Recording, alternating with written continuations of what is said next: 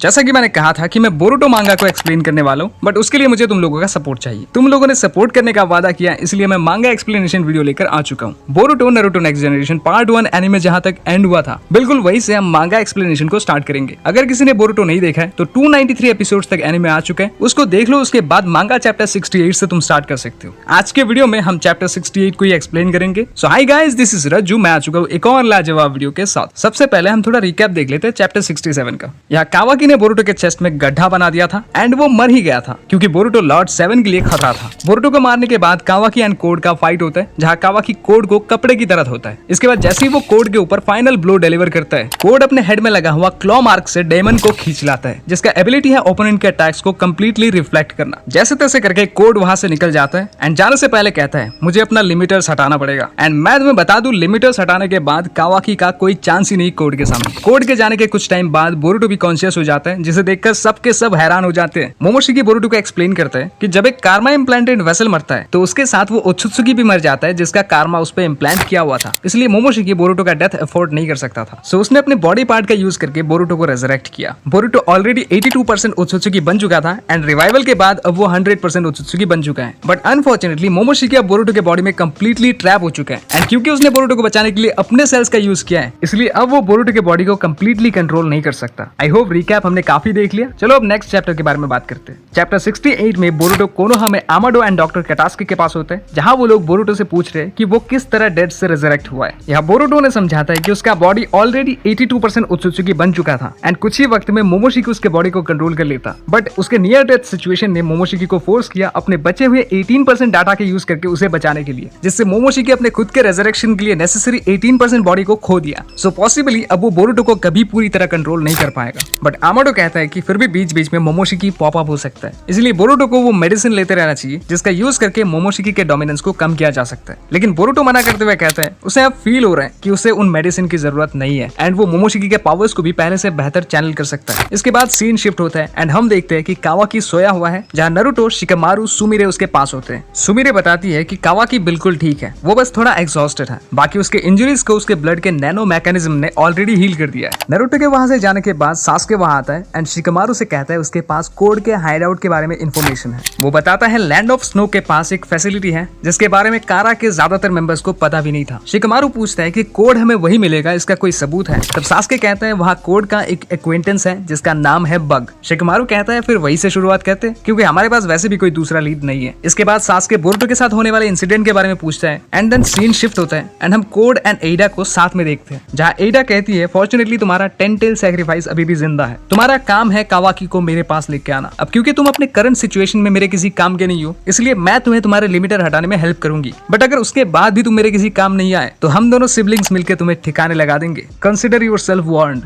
इसके बाद scene shift होता है एंड हम देखते हैं शिकामारु आमाडो के पास जाता है, जहां वो बोरुटो की सिचुएशन को कंफर्म करता है एंड देन कावाकी के कारमा को लेकर उस पर गुस्सा करता है। नेक्स्ट सीन में हम देखते हैं साराडा, मित्सुकी एंड बोरुटो साथ में है, जहां साराडा बोरुटो के चेस्ट पर हाथ घुमा के पूछती है क्या यहाँ अब दर्द नहीं होता? बोरुटो थोड़ा एम्बैरेस्ड फील करते हुए कहता है जरा देख लो कहाँ हाथ लगा रही हो। एनीवेज ये जख्म काफी गहरा तो था, बट जैसा कि देख सकती हूँ मैं अब बिल्कुल ठीक हूँ। यहाँ नोट करने वाली बात यह है कि विलेज में दूसरे किसी को पता नहीं है कि बोरुटो को कावाकी ने मारा था। सबको बताया गया है कि बोरुटो को कोड ने मारा था। सो मित्सुकी पूछता है कि कोड तो बोरुटो को 10 टेल को फीड कराना चाहता है, तो वो भला बोरुटो को जान से क्यों मारना चाहेगा? बोरुटो कहता है शायद कोड अपने एंगर को कंट्रोल नहीं कर पाया होगा। इतने में साराडा कहती है कि जो भी हो अब तुम एक कंप्लीट ओत्सुत्सुकी हो, सो सबका नजर तुम पे ही होगा, इसलिए तुम्हारा अकेले कहीं भी जाना सेफ नहीं है। इसी बीच सासुके वहां आ जाता है एंड वो भी कहता है साराडा सही कह रही है, ना सिर्फ विलेज के बाहर बल्कि विलेज के अंदर भी तुम्हारा अकेले रहना सेफ नहीं है, क्योंकि कोड कहीं से भी कभी भी अपीयर हो सकता है। बट बोरुटो को कन्फ्रंट करने से पहले कोड अपना लिमिटर हटाना चाहेगा, यानी सबसे पहले वो आमाडो के पास जाएगा। इसके बाद सीन शिफ्ट होता है एंड हम देखते हैं आमाडो एंड शिकामारु अभी भी कावाकी के कारमा को लेकर बहस कर रहे हैं। बट बीच में अचानक कोड अपीयर होता है एंड कहता है सॉरी टू इंटरप्ट, बट मैं इस गोल्डन अपॉर्चुनिटी को जाने नहीं देना चाहता था। इसके बाद आगे इस चैप्टर में क्या होगा ये हम इस वीडियो के पार्ट 2 में देखेंगे। ये मेरा फर्स्ट मांगा एक्सप्लेनेशन है, सो लेट्स सी कितना सपोर्ट करते हो। अगर सपोर्ट अच्छा रहता है तो 2 दिन में पार्ट 2 भी आ जाएगा। चलो मिलते हैं इसके पार्ट 2 में, तब तक के लिए